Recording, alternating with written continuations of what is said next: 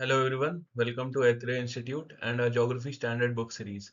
I am Aditya Singh, and in this series we will build a strong conceptual understanding of geography through standard books and an exam-oriented approach.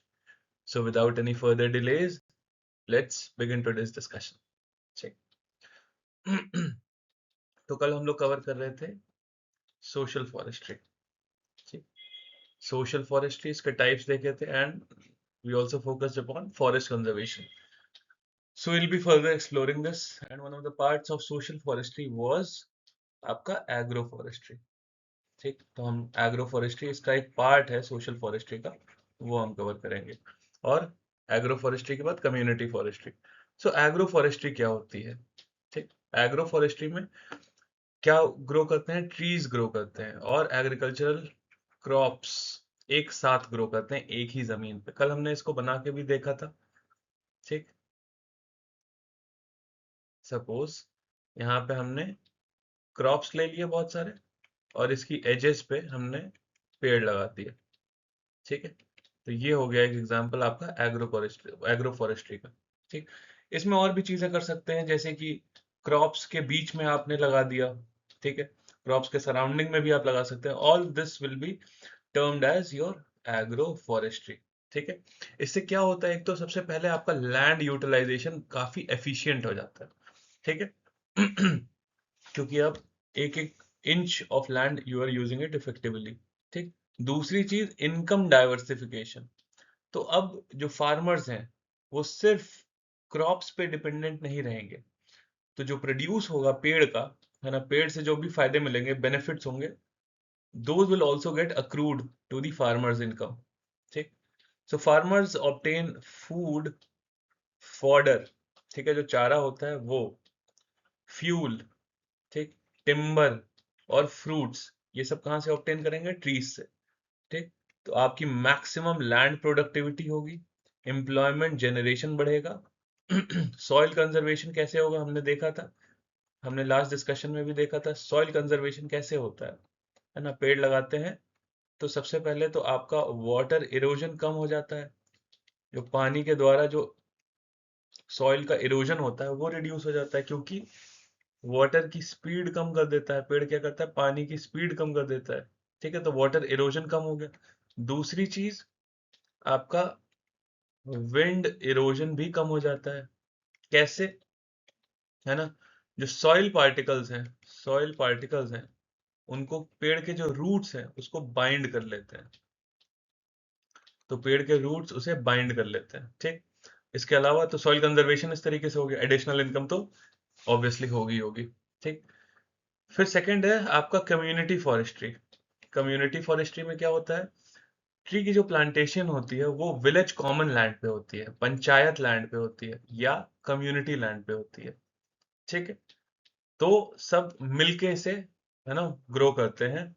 तो इसमें क्या आ जाती है? एक sense of ownership. Sense of ownership develop होती है community forestry में. ठीक है, कम्युनिटी एज अ होल अब उसको रेगुलेट करेगी, मैनेज करेगी. फॉरेस्ट डिपार्टमेंट प्रोवाइड्स सीडलिंग्स और टेक्निकल गाइडेंस कौन प्रोवाइड करेगा? Forest department.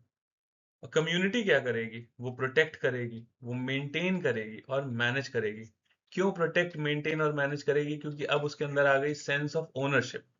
ठीक, तो India rank second only to China in community forestry. तो इंडिया और चाइना डोमिनेंट नेशन है जहां कम्युनिटी फॉरेस्ट्री होती है.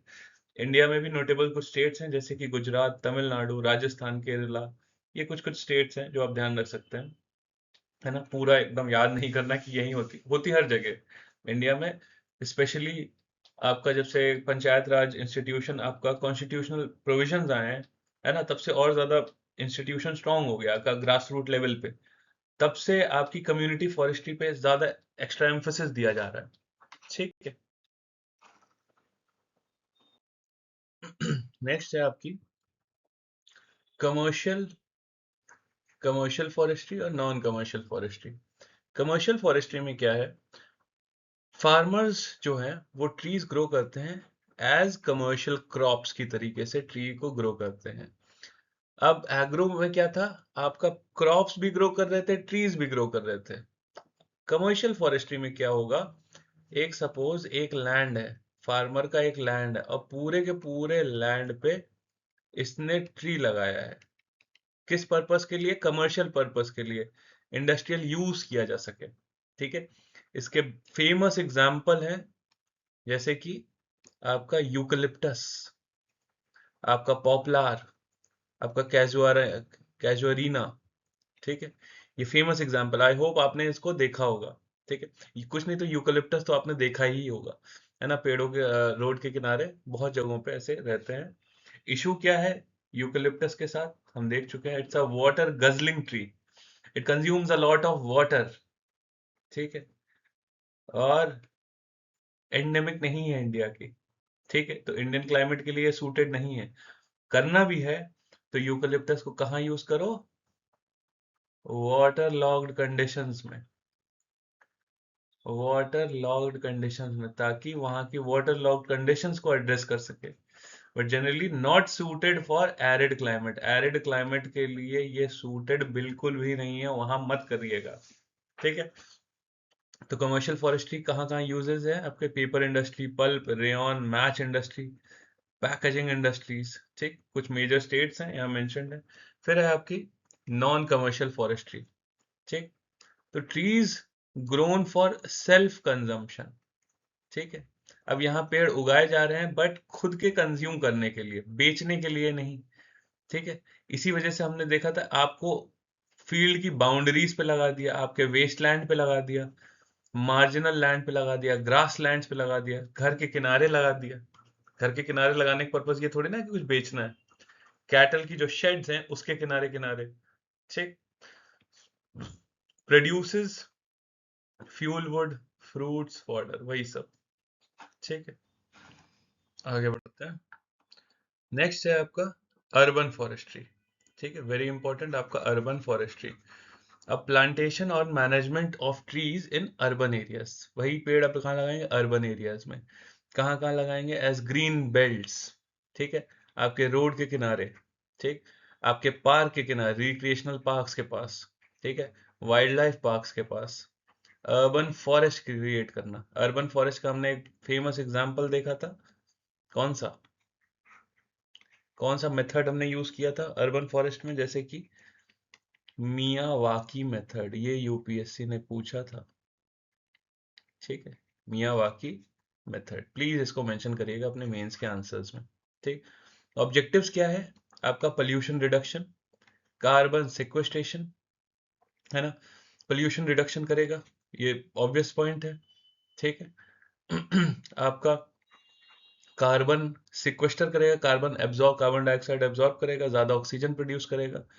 अर्बन कूलिंग, इसका भी हम डिस्कस कर चुके हैं, इसका फेमस मतलब इसके अभी रिसेंटली एक वीडियो वायरल हुआ था, किस तरीके से हाईलाइटिंग हाउ कि एक पेड़ के नीचे, है ना, टेम्परेचर काफी ज्यादा ठंडा होता है एज कंपेयर टू आपका एक दूसरी शेड, है ना, कोई सीमेंटेड शेड है, उसके नीचे टेम्परेचर नापा जाए और पेड़ के नीचे टेम्परेचर नापा जाए तो दोनों में बहुत अंतर आएगा।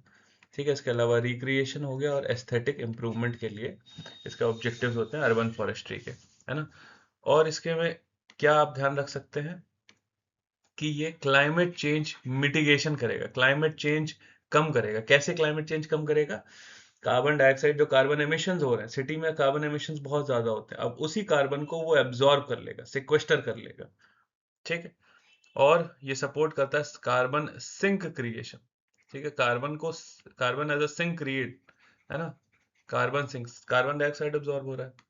बायोडाइवर्सिटी इंप्रूवमेंट, अब बहुत सारे पेड़ होंगे, ठीक है, तो यू नो जेन्युइन आपकी जो स्पीशीज होंगी जो उससे थ्राइव करेंगी, बहुत सारी स्पीशीज आसपास डेवलप करने लगेंगी। ठीक, सपोज आपने यहाँ पे बहुत सारे पेड़ लगा दिए, ठीक है, अब पेड़ के साथ साथ फिर यहाँ आपकी, यहाँ पे आएंगे हर्बीवोर्स। ठीक है, हर्बीवोर्स, हर्बीवोर्स को खाने के लिए, है ना, फिर कार्निवोर्स। ठीक है, यहाँ पे होंगे बर्ड्स। तो धीरे धीरे पूरा का पूरा इकोसिस्टम डेवलप करने लगेगा यहाँ पे। ठीक है, तो इस वजह से बायोडायवर्सिटी इंप्रूव होती है जैसे जैसे आपका फॉरेस्ट बढ़ते हैं। ठीक, स्ट्रेंथन करता है आपका रूरल लाइवलीहुड। ठीक है, सस्टेनेबल डेवलपमेंट गोल को डायरेक्टली, है ना, स्ट्रेंथन करता है। कब तक है? 2030 तक हमें अचीव करना है सस्टेनेबल डेवलपमेंट गोल, है ना। अलग अलग अब जितने भी आपके सस्टेनेबल डेवलपमेंट गोल हैं, आपको सारे के सारे याद करने हैं। Very very very important. क्यों? सस्टेनेबल गोल्स का सिग्निफिकेंस क्या है? एक तो आपका स्टेट लेवल पे, स्टेट पीसीएस में कभी भी ये पूछे जाते हैं अलग अलग नाम से, ठीक। एसडीजी 1 में क्या है? एसडीजी 1 तो खैर नहीं पूछते हैं। एसडीजी 6 में क्या है? 11 में क्या है? इस तरीके की चीजें पूछते रहते हैं, ठीक है। दूसरी चीज, यूपीएससी में किस तरीके से आप इसको यूज कर सकते हैं? मीन्स के आंसर के कंक्लूजन में आपका रेडीमेड कंक्लूजन यहां से आप निकाल सकते हैं। So rather than searching for conclusion, आपका कंक्लूजन रेडी है ना। सस्टेनेबल डेवलपमेंट गोल्स, ठीक। सो प्रमोट किस तरीके से करेंगे ये हम लोग आगे के आंसर राइटिंग जब क्लासेस होंगी तब हम इसको डिस्कस करेंगे। तो ये प्रमोट करता है, लैंड रिस्टोर करता है, ठीक है। लैंड जो डिग्रेड हो चुका था उसकी फर्टिलिटी फर्दर इनहांस करता है, ठीक। कम्युनिटी पार्टिसिपेशन एंकरेज करता है, आपका अर्बन फॉरेस्ट्री, ठीक। नेक्स्ट है आपका फॉरेस्ट कंजर्वेशन। क्यों जरूरी है फॉरेस्ट कंजर्वेशन, ठीक। तो आपके फॉरेस्ट हैं क्या? एक रिन्यूएबल नेचुरल सोर्स है और इकोलॉजिकल स्टेबलाइज। तो पूरी जो इकोलॉजी होती है उसको वो स्टेबलाइज करते हैं, एक जगह एकदम बांध के रखते हैं, ठीक है। कोई भी उसमें चेंजेस आते हैं उसको वापस रिवर्ट बैक कर लेते हैं, इसी का मतलब होता है स्टेबलाइजर। इकोलॉजी को स्टेबलाइज करते हैं, ठीक है। सपोज आपकी फ्लड्स आई तो वो एक स्पॉन्ज की तरीके से एक्ट करेंगे, ठीक है। इस तरीके से बहुत मल्टी फैसेटेड इसके फैक्टर्स होते हैं। इसको जब हम इकोलॉजी में डिस्कस करेंगे तब ज्यादा डिटेल में जाएंगे। इकोनॉमिक एसेट्स, जितने भी इकोनॉमिक एसेट्स हमें मिलते हैं हम पूरा इसको डिटेल में कवर कर चुके हैं। सोर्स ऑफ बायोडाइवर्सिटी, बिल्कुल सही। Different different kinds of flora and fauna are found near the forest. Carbon sink तो होते ही हैं, वाटरशेड प्रोटेक्टर हैं। कंजर्वेशन का मतलब क्या है? साइंटिफिक यूज करना फॉरेस्ट को बिना उसको डिग्रेड किए, बिना डिग्रेड के साइंटिफिक यूज। जब भी ये टर्म होता है साइंटिफिक यूसेज, मतलब क्या है? उसको इतना ही यूज करो in with in its carrying capacity या लिमिट्स तक, उसकी लिमिट्स तक ही आप फॉरेस्ट की रिसोर्सेज को यूज करिए। इतना मत कर दीजिए कि फिर वो रीग्रो ना कर पाए दोबारा, ठीक है। इसी का मतलब होता है scientific use without ecological degradation. इसका मतलब ये बिल्कुल भी नहीं है कि आप उसको यूटिलाइज करना ही बंद कर दें, है ना। इसका मतलब बस इतना है कि सस्टेनेबल मैनेजमेंट करिए, ठीक है, ताकि जो फ्यूचर की रिसोर्स है उस पर कोई वो कॉम्प्रोमाइज ना हो, ठीक है। इसका मतलब ये नहीं है बिल्कुल भी, यहाँ हाईलाइट कर रहा हूँ कि यूटिलाइज करना बंद कर दीजिए, क्योंकि बहुत सारी ऐसी कम्युनिटी हैं जिनकी लाइवलीहुड डिपेंडेंट होती है फॉरेस्ट से, स्पेशली आपकी ट्राइबल कम्युनिटी, ठीक है। इनको प्लीज इग्नोर नहीं करना है, ठीक। आपके अंदर as an administrator you need to display a level of empathy and compassion towards tribal community, and this is how you'll be able to encourage inclusive governance, है ना, एथिकल गवर्नेंस। सिर्फ good governance ही objective नहीं है, ethical governance और inclusive governance भी objective होता है, और यही होना चाहिए एज एन एडमिनिस्ट्रेटर आपका। अगर आपने निग्लेक्ट किया, है ना, तो डिफॉरेस्टेशन होगा, आपका फॉरेस्ट डिग्रेड कर जाएंगे, सॉइल इरोजन होगा, फ्लड्स की इंटेंसिटी बढ़ जाएगी, एराटिक रेनफॉल होगी, है ना, क्योंकि ट्रांसपिरेशन के थ्रू ये आपका क्लाउड मैनेजमेंट करते हैं। बायोडाइवर्सिटी लॉस होगा और इकोसिस्टम में कंप्लीट एक इम्बैलेंस आ जाएगा, ठीक। अभी देखा गया है 25 million hectare of forest land clear किया गया है पिछले 4 दशकों में, ठीक है, 25 मिलियन हेक्टेयर, ठीक। तो ये फैक्ट आप यूज कर सकते हैं मेंस में, ठीक है। नेशनल रिमोट सेंसिंग ने बताया है कि एनुअल फॉरेस्ट लॉस कितना होता है, 1.3 मिलियन हेक्टेयर्स पर ईयर, ठीक है। तो रादर देन दिस आप इस वाले फैक्ट को 1.3 मिलियन हेक्टेयर्स पर ईयर इसको यूज करिएगा अपने मेंस के आंसर्स में, ठीक। पीपल पार्टिसिपेशन बहुत जरूरी होता है फॉरेस्ट कंजर्वेशन में। अगर आपको फॉरेस्ट कंजर्व करने हैं तो बिना लोगों के पार्टिसिपेशन के ये पॉसिबल नहीं है। तो 1950 से ही हम लोग कंडक्ट कर रहे हैं वन महोत्सव, है ना। 1950 से क्या है वन महोत्सव? आपका मास ट्री प्लांटेशन कैंपेन। ठीक, इसमें क्या किया जाता है? सिटीजन्स मोबिलाइज किए जाते हैं अक्रॉस इंडिया। किस लिए? आप पेड़ लगाएं, है ना। अभी रिसेंटली करंट अफेयर्स की बात करें, एक मोदी जी ने एक इनिशिएटिव स्टार्ट किया है, एक पेड़ माँ के नाम। ठीक है, तो कैंपेन को किस तरीके से पर्सनलाइज किया जाए और इंटरनलाइज किया जाए, है ना, ये हम सीख सकते हैं अपनी लीडरशिप से। प्रधानमंत्री मोदी जी किस तरीके से इस चीज को इनिशिएट किए थे। ठीक है, बहुत अच्छा इसका रिस्पॉन्स आया था। ठीक, एक पेड़ माँ के नाम अपने आंसर्स में भी प्लीज इंक्लूड करिएगा। One of the earliest national level grinning initiative था आपका वन महोत्सव। ठीक, चिपको मूवमेंट बहुत फेमस है, ये तो सबने ही सुना होगा, चिपको मूवमेंट। ठीक, तो grass root forest conservation movement हुआ था हिमालय में, है ना। Symbol of people's participation in environmental protection, best example है। प्लीज इसको इंक्लूड करिएगा अपने आंसर्स में। ठीक, विलेजर्स स्पेशली विमेन, है ना, embrace trees to protect felling. Chipko मतलब जब आपके काटने के लिए आए थे पेड़, है ना, तब ये आप देख पा रहे हैं इमेज में किस तरीके से पेड़ों के अराउंड पूरा अपने आप को सराउंड कर लिया था ताकि उसे प्रोटेक्ट कर सके। ठीक, इंटरनेशनल ईयर ऑफ फॉरेस्ट 2011 को डिक्लेयर किया गया था।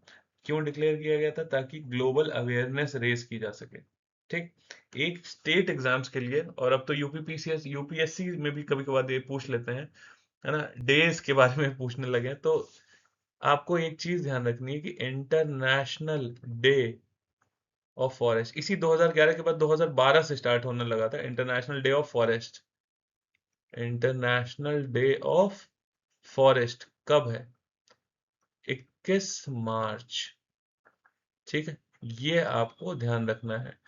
स्टेट लेवल एग्जाम्स के लिए आपको ये बहुत इंपॉर्टेंट है कि आप इस तरीके के डेज याद रखें। और थीम्स, ठीक है, यूपीएससी भी थीम्स पूछ चुका है अभी रिसेंटली पिछले 5 सालों में, और यूपी पीसीएस और जितने आपके हरियाणा सिविल सर्विसेज और बहुत सारे जितने भी स्टेट्स हैं, वहां पे थीम्स पे भी क्वेश्चन आते हैं कि इस साल की इंटरनेशनल डे ऑफ फॉरेस्ट की थीम क्या है। ठीक है, डे तो है ही साथ थीम कौन सी है। ठीक है, तो ये सेलिब्रेट किया जाता है इस दिन, है ना, vital role of your forest ecosystem, और हाईलाइट करता है कि किस तरीके से फॉरेस्ट आपका सपोर्ट करते हैं। क्या सपोर्ट करते हैं? Sustainable economy. फॉरेस्ट सपोर्ट करते हैं आपका सस्टेनेबल इकोनॉमी, किस तरीके से लोगों की लाइवलीहुड सपोर्ट करते हैं। ठीक है, और किस तरीके से फूड सिक्योरिटी में, है ना, फूड सिक्योरिटी को सप्लीमेंट करते हैं। ठीक है, तो ये कुछ चीजें आप ध्यान में रख सकते हैं। Next is your forest conservation act 1980, very very important. ठीक, इसका पर्पस क्या है? प्रिवेंट करना indiscriminate diversion and destruction of forest. ठीक है, तो अगर फॉरेस्ट को किसी और पर्पस के लिए डाइवर्ट कर रहे हैं, उसको कम करना।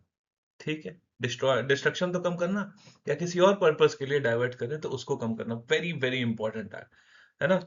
तो इसमें सबसे पहली चीज ये बताई गई थी फॉरेस्ट कंजर्वेशन एक्ट के अंदर कि अगर फॉरेस्ट लैंड को आप डाइवर्ट कर रहे हो किसी नॉन फॉरेस्ट्री पर्पस के लिए, है ना, नॉन फॉरेस्ट्री पर्पस के लिए, जैसे कि आपका हो गया माइनिंग हो गया, या हो गया आपका इंफ्रा डेवलपमेंट।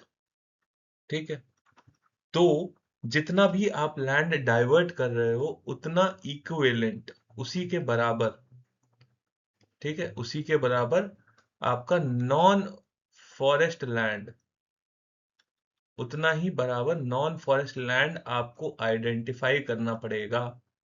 किस पर्पस के लिए आइडेंटिफाई करना पड़ेगा? For compensatory afforestation. ठीक है, compensatory afforestation, very very important, यहां पे ध्यान रखिएगा। ठीक है, तो अगर आप लैंड को डाइवर्ट कर रहे हैं किसी नॉन फॉरेस्ट्री पर्पस के लिए, जैसे कि माइनिंग या इंफ्रास्ट्रक्चर डेवलपमेंट, तो उतना ही लैंड आपको आइडेंटिफाई करना पड़ेगा फॉर कंपनसेटरी एफॉरेस्टेशन, और उसके फंड्स, है ना, for raising the compensatory afforestation, ठीक है, उसके फंड्स भी आपको करने पड़ेंगे। लेटर ऑन 2016 के अराउंड एक फंड भी बनाया गया था, कैंपा फंड, इसी पर्पस के लिए। और एक चीज और यहाँ पे आपको ध्यान रखनी है ना, कि एफसीए ने एस्टैब्लिश किया था, बहुत इंपॉर्टेंट पॉइंट बताने जा रहा हूं, इसको भी आप ध्यान रखिएगा। फॉरेस्ट एडवाइजरी कमेटी, इन्हीं सारे पर्पसेस के लिए आपकी फॉरेस्ट एडवाइजरी कमेटी, फैक, ये एस्टैब्लिश की थी, एक स्टैट्यूटरी बॉडी, ठीक है, क्योंकि ये लॉ के थ्रू एस्टैब्लिश की गई है, एक स्टैट्यूट या लेजिस्लेशन के थ्रू एस्टैब्लिश की गई है, तो ये स्टैट्यूटरी बॉडी है, ठीक है, ये भी यूपीएससी पूछ चुका है, ठीक। तो एफएसी ये सारे क्वेश्चंस को एड्रेस करती है, अंडर विच एक्ट, एफसीए 1980 या फॉरेस्ट कंजर्वेशन एक्ट 1980। और ऑर्गेनाइजेशन से क्या पूछ सकते हैं एफएसी के, इसको चेयर कौन करता है, ठीक है, इसको चेयर करता है डायरेक्टरेट जनरल ऑफ फॉरेस्ट, और ये किसके अंडर आता है, ministry of environment, forest and climate change के अंडर आता है, ठीक। तो फॉरेस्ट कंजर्वेशन एक्ट ने सबसे पहली बार प्रोवाइड किया था ये concept of compensatory afforestation India में, सबसे पहली बार, इसलिए ये एक्ट इंपॉर्टेंट है। और ये एक्ट एम्पावर करता है, किसको एम्पावर करता है याद, ये भी ध्यान रखना है, ओनली, यहाँ ओनली लिख रहा हूं मैं, आपको ध्यान रखिए, only union government, state government को एम्पावर नहीं करता है to allow diversion of forest for non forestry use, forest को आपको डाइवर्ट करना है नॉन फॉरेस्ट यूज के लिए, तो ये सिर्फ और सिर्फ, ये जो एक्ट है किसको एम्पावर करता है, सिर्फ और सिर्फ यूनियन गवर्नमेंट को एम्पावर करता है, ना कि स्टेट गवर्नमेंट को, ठीक है, तो एक ये ध्यान रखिएगा। तो अगर स्टेट गवर्नमेंट को डाइवर्ट करना भी है तो परमिशन किससे लेनी पड़ेगी, यूनियन गवर्नमेंट से, ठीक है, सेंट्रल गवर्नमेंट से आपको परमिशन लेनी पड़ेगी। और एक लास्ट चीज जो आप इसके बारे में ध्यान रख सकते हैं, इसका नाम चेंज हो गया है रिसेंटली, 2023 में इसका नाम चेंज हुआ है, वो नाम भी करंट अफेयर से इंपॉर्टेंट है, वन सन संरक्षण, वन संरक्षण एवं संवर्धन, वन संरक्षण एवं संवर्धन अधिनियम, ठीक है, अधिनियम 2023 में लाया गया था, ठीक। तो ये मैंने कुछ इंपॉर्टेंट एकदम क्रूशियल पॉइंट्स बता दिए हैं जो आपको ध्यान रखने ही रखने हैं, इसको इग्नोर बिल्कुल मत करिएगा, ठीक। फिर आगे बढ़ते हैं, amended in 1980 to make provisions, ज्यादा स्ट्रिंजेंट कर दिए थे, ठीक है। की गाइडलाइंस क्या है, कंजर्वेशन ओरिएंटेड वर्किंग प्लान बनाए जाएंगे, मल्टी डिसिप्लिनरी प्लानिंग होगी, प्रोटेक्शन ऑफ ट्राइबल राइट्स को प्लीज एंड मैं ना रिक्वेस्ट कर रहा हूँ ये मत इग्नोर करिएगा, ठीक। Grazing and fodder management, control of shifting cultivation, और प्रिवेंशन ऑफ एंक्रोचमेंट, जंगल में कोई एंक्रोच ना करे, ठीक है, सेम आइडिया, ठीक। मैक्सिमम क्लियर फेलिंग्स, आप कुछ है ना एरिया सेट किया गया था, आपको फिगर्स नहीं याद रखने, है ना, समझने के लिए बस मेंशन किया। Considers banning felling above 1000 metre के ऊपर, अगर है ना पेड़ काटना मना कर दिया गया, ठीक है, इस एक्ट के अंदर, ठीक। दूसरी चीज आपका इन्वेस्टमेंट, फॉरेस्ट्री में इन्वेस्टमेंट इन फॉरेस्ट्री, है ना, तो इन्वेस्टमेंट पूरे रेंज किए थे 0.39 से 0.71%, आपका जो टोटल आउटले होता है बजट का, लगभग इतना आपका रहा है फॉरेस्ट, आपके फॉरेस्ट में इन्वेस्टमेंट, फॉरेस्ट्री में। सेवेंथ प्लान में तो 1.03% रेज कर गया था, एट्थ में कम हो गया था, अभी लगभग 800 करोड़ अभी बढ़ चुका है एक्चुअली में, ठीक है। लगभग लगभग कितना चाहिए, 3000 करोड़ चाहिए, ताकि इफेक्टिवली आप फॉरेस्ट को मैनेज कर सकें, ठीक है। ये सब डेटा आप इग्नोर कर सकते हैं, बस इतना ध्यान रख सकते हैं कि रफली अराउंड 1% के अराउंड अभी आपका है टोटल आउटले, ठीक है। इकोनॉमिक्स में आपने पढ़ा होगा बजट आउटले, ठीक है, आउटपुट बेस्ड बजटिंग, ठीक है, ये टर्म्स आपने आई होप ये रीड किए होंगे। फिर आता है ICFRE। ICFRE क्या है? Indian council of forestry research and education. ठीक, Indian council of forestry research and education, इसको 1987 में कहाँ स्टैब्लिश किया था? देहरादून। तो स्टेट लेवल में इसको पूछा जा सकता है, ठीक, कि कब स्टैब्लिश किया गया था और कहाँ पे स्टैब्लिश्ड है। तो ये दोनों पॉइंट आपको ध्यान रखना है, ठीक। ये फंक्शन करता है as an autonomous organisation under ministry, कौन से मंत्रालय के अंदर? Obviously environment, forest and climate change, ठीक है। और कुछ और मेजर इंस्टीट्यूशंस कौन कौन से हैं जो स्टेट लेवल्स पे पूछे जा चुके हैं? State examination, state civil services exam में पूछे जा चुके हैं। फॉरेस्ट रिसर्च इंस्टीट्यूट बहुत बार पूछा जा चुका है, देहरादून में, ठीक है। फॉरेस्ट रिसर्च एक फ्लैगशिप इंस्टीट्यूट है फॉरेस्ट्री रिसर्च के लिए, ठीक है। तो याद रखिएगा FRI, ठीक है, FRI देहरादून, ठीक है। फिर आता है arid zone forestry research institute. Arid zone forestry research institute, ये कहाँ पे है? जोधपुर राजस्थान में, ठीक है, जोधपुर राजस्थान में। किस लिए? पर्पस क्या है? ड्राई लैंड फॉरेस्ट्री, ठीक है, ड्राई रीजन में किस तरीके से फॉरेस्ट्री को इंकरेज और प्रमोट किया जाए, ठीक। फिर है ट्रॉपिकल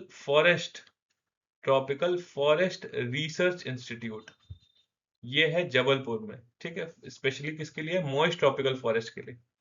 फिर institute of would science and technology है बेंगलोर में, है ना, वुड यूटिलाइजेशन और टेक्नोलॉजी पे। तो आपको ये वाला एक इग्नोर कर सकते हो, कौन कौन सा याद रखना है? ये एक याद रखना है, ये याद रखना है, ये तो बहुत ज्यादा इंपॉर्टेंट है, और ये भी बहुत इंपॉर्टेंट है, ठीक है। आपको मैंने प्रायोरिटी और हायरार्की भी बता दी, ठीक। फिर आता है centre for social forestry and environment, ये है आपका इलाहाबाद में। ये किस लिए? सोशल फॉरेस्ट्री पर्पस, है ना। तो सोशल एस्पेक्ट्स भी यहाँ पे कवर करेंगे। लेट्स से क्या होता है आपका ट्राइबल पे इम्पैक्ट, ठीक। फिर आता है forest genetics and tree breeding institute, ये है आपका कोयम्बटूर का, ठीक है। इसको आप रीड कर सकते हैं, बट जिस पे स्टार लगा है उसको मत मिस आउट करिएगा, ठीक। तो forest genetics and tree breeding institute, ये किस लिए है? जेनेटिक इंप्रूवमेंट, ट्रीज की जेनेटिक इंप्रूवमेंट, ताकि मतलब बहुत सारे फैक्टर्स होते हैं, लेट्स से आप पेस्ट, है ना, इससे रोकने के लिए, या let's say climate change mitigation करने के लिए, ठीक है। बहुत सारे मल्टीपर्पज हो सकते हैं इस चीज के लिए, किस तरीके से आप ट्रीज की जीन्स को इंप्रूव करें ताकि आप let's say climate change resilient trees बना सकें, ठीक है। क्लाइमेट चेंज रेजिलियंट ट्रीज आप डेवलप कर सकें। तो ये कुछ चीजें आप ध्यान में रख सकते हैं। फिर बात करते हैं forest policies 1894, based on the recommendation of doctor Voelcker, है ना। आइडिया क्या था? Focus on balancing forest with agriculture under British administration. तो 1894 के टाइम पे, ठीक है, कमेंट सेक्शन में मेंशन करिए 1894 में कौन था गवर्नर जनरल, ठीक है। Primarily served colonial, commercial and revenue interest, ठीक है। कॉलोनियल इंटरेस्ट हो गया, ऑब्वियसली 1894 हमारे भले के लिए तो नहीं बनाया गया, ठीक है। फिर आता है, तो इसको आप अभी के लिए यहाँ पे इग्नोर कर सकते हैं, बस रीड कर लीजिएगा। नेशनल फॉरेस्ट पॉलिसी 1952, ये इंपॉर्टेंट थी क्योंकि ये प्रिपेयर की गई थी आजादी के बाद, इंडिपेंडेंस पे, ठीक। रीजन क्या था? एकदम से आपकी पॉपुलेशन इंक्रीज की थी, ठीक, और आपका लाइफ स्टॉक इंक्रीज किया था। पॉपुलेशन इंक्रीज करेगी तो पहली चीज अपने रहने के लिए जगह ढूंढेगी, रहने के लिए जगह ढूंढेगी तो कौन सा? सबसे पहले तो फॉरेस्ट की तरफ मूव करेगी। दूसरी आपकी लाइफ स्टॉक के लिए क्या चाहिए होगा? आपको फॉर्डर चाहिए होगा कि नहीं चाहिए होगा, ठीक है, सिंपल। फॉर्डर कहाँ से मिलेगा? आपका जंगलों से, ठीक। तो फिर से आप इसीलिए इसको भी एड्रेस करना। फिर आपका एग्रीकल्चरल एक्सपेंशन, इसका भी डायरेक्ट कॉन्सिक्वेंस, आपकी पॉपुलेशन बढ़ रही है तो एग्रीकल्चर भी एक्सपैंड करेगा उसकी नीड्स पूरी करने के लिए, ठीक। टिम्बर की डिमांड बढ़ रही थी। तो इन सब रीजंस की वजह से ये पॉलिसी क्रिएट की गई थी, नेशनल फॉरेस्ट पॉलिसी 1952। और यहाँ पे फंक्शनल क्लासिफिकेशन हम कवर कर चुके हैं। प्रोटेक्टेड फॉरेस्ट, है ना, प्रोटेक्शन फॉरेस्ट, आपके नेशनल फॉरेस्ट, विलेज फॉरेस्ट, ठीक। रहन दीजिएगा इसको, आप दूसरी वाली क्लासिफिकेशन जो थी 1927 वाली वो ध्यान रखिएगा, ठीक। एम्फेसिस किस पे होगा? एम्फेसिस होगा ट्री लैंड्स पे, पास्चर डेवलपमेंट पे, ठीक, वाइल्ड लाइफ प्रोटेक्ट करने पे, और जो शिफ्टिंग कल्टीवेशन हो रहा है, शिफ्टिंग कल्टीवेशन जैसे कि झूम कल्टीवेशन, इसको लिमिट करने के लिए, उसको रिस्ट्रिक्ट करने के लिए, फॉरेस्ट रिसर्च के लिए, ग्रेजिंग कंट्रोल करने के लिए, और ओवरऑल पीपल्स वेलफेयर।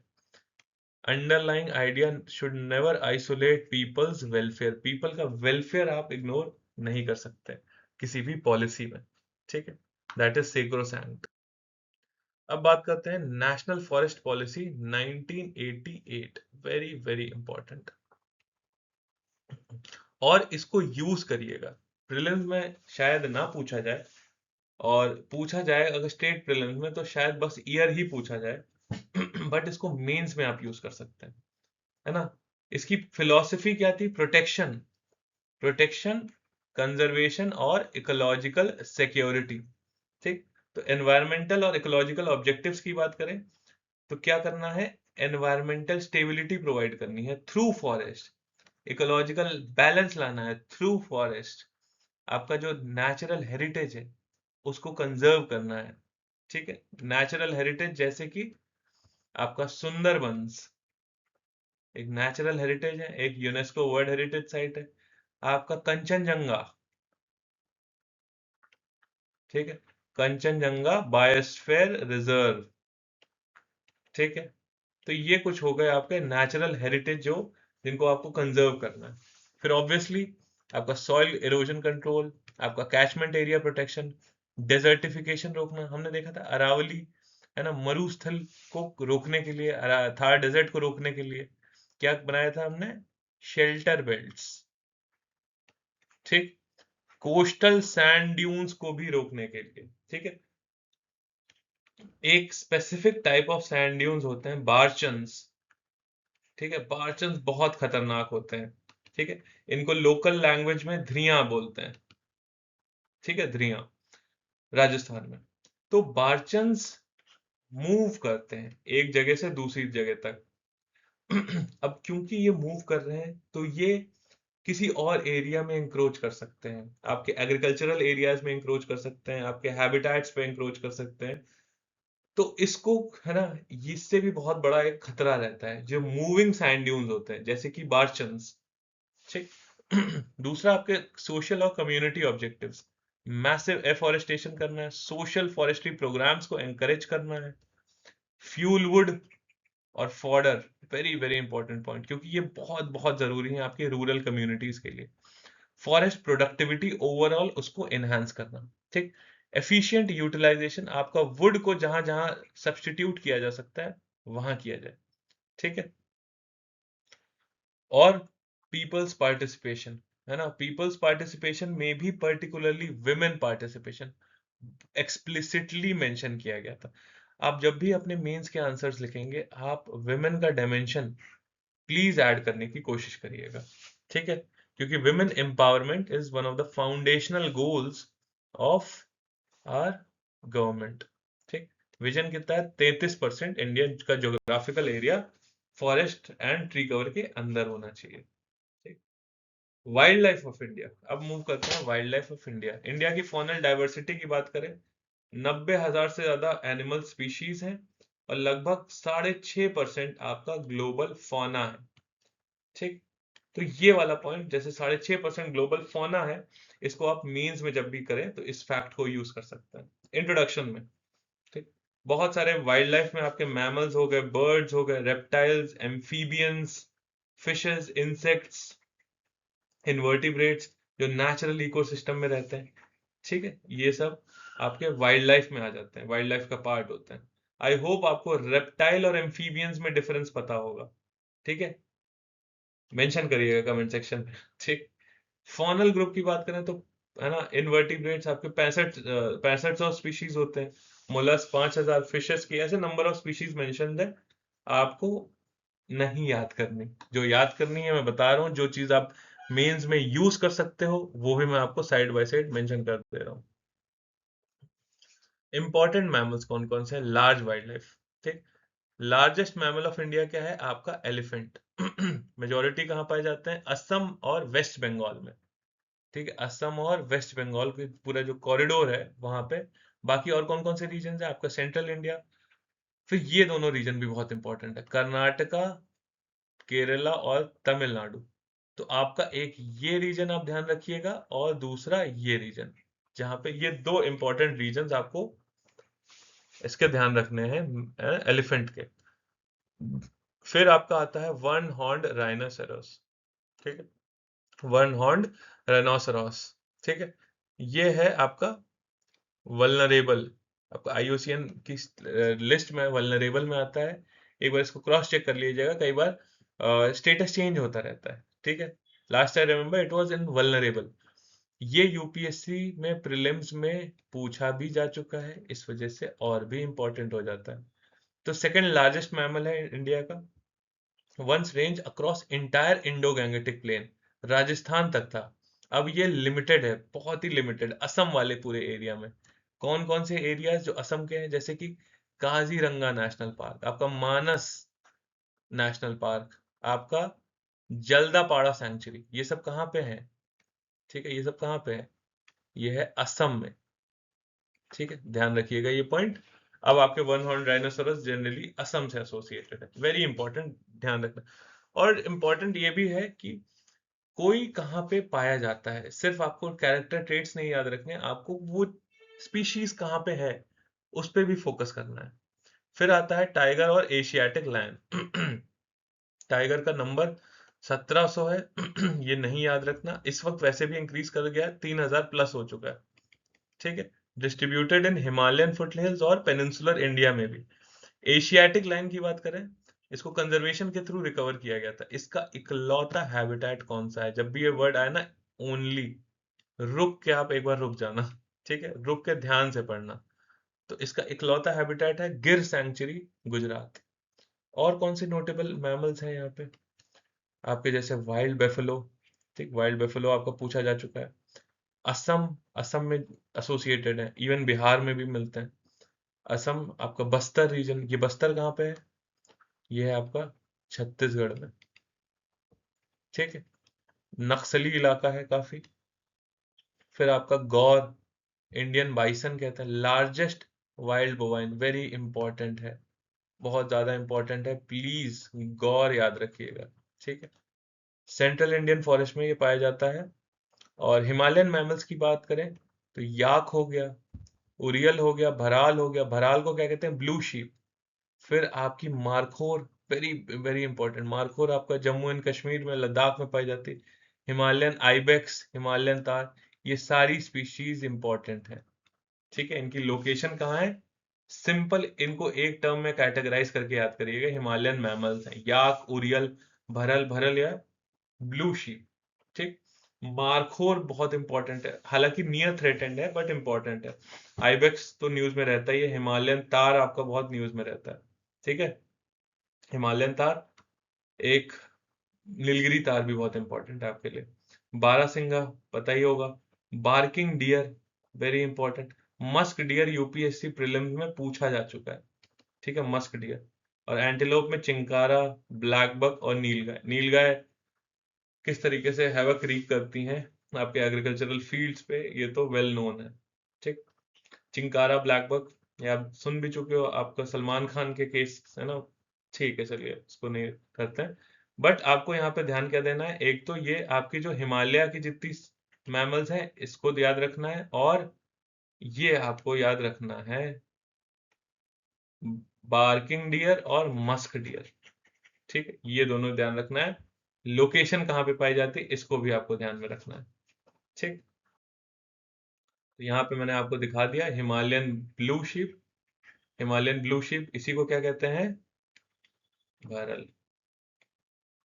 ठीक, लद्दाख ओरियल, इसका आप देख पा रहे हो कितना यूनिक है।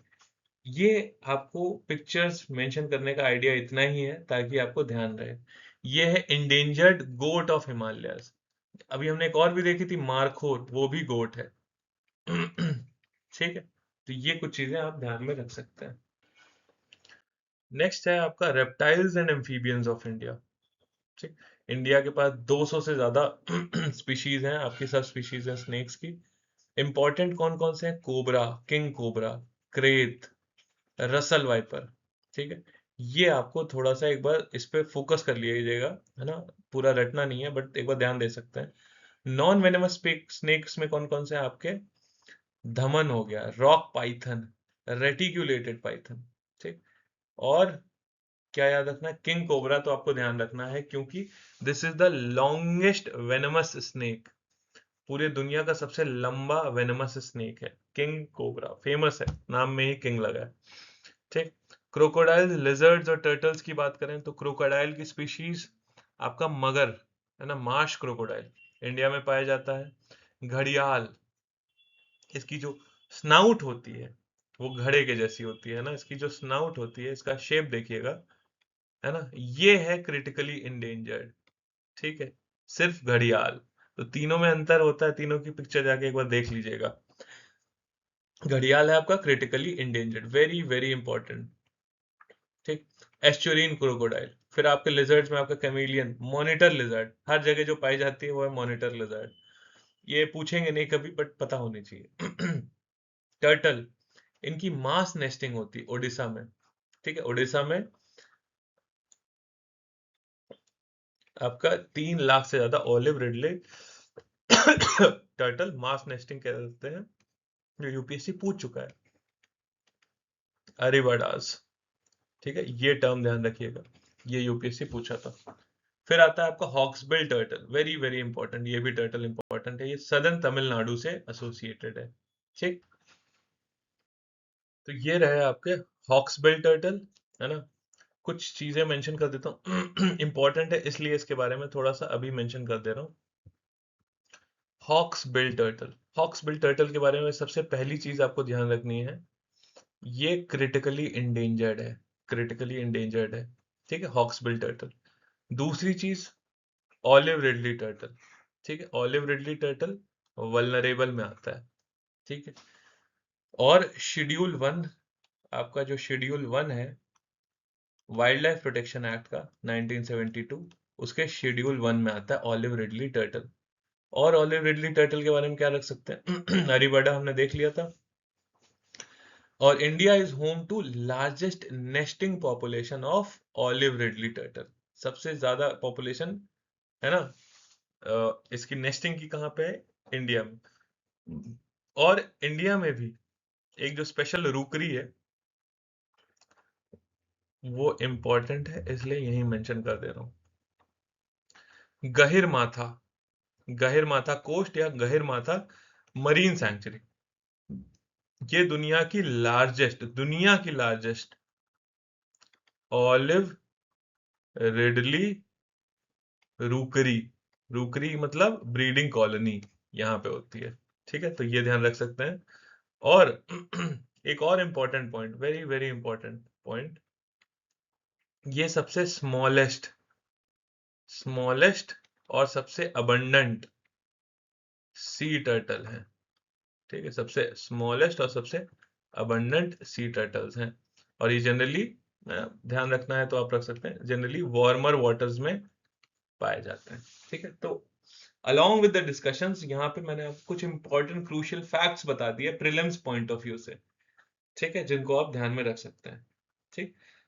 सो दिस वाज इट, बाकी का डिस्कशन हम लोग नेक्स्ट सेशन में कंडक्ट करते हैं। Keep on revising and keep on practising MCQs, and after a bit of preparation, starting थोड़ी सी प्रिपरेशन हो जाए, then also start writing some of the answers, और मुझसे आप शेयर भी कर सकते हैं, ठीक। सो कीप ऑन प्रैक्टिसिंग, है ना, कीप ऑन रिवाइजिंग। कोई भी अभी तक कोई भी आपको डाउट रहा, कोई भी आप डिस्कशन करना चाहते हैं कोई चीज, please do put it in the comment section, ठीक है, and then we'll be picking up in the next session itself. Okay then, all the best, thank you everyone, जय हिंद।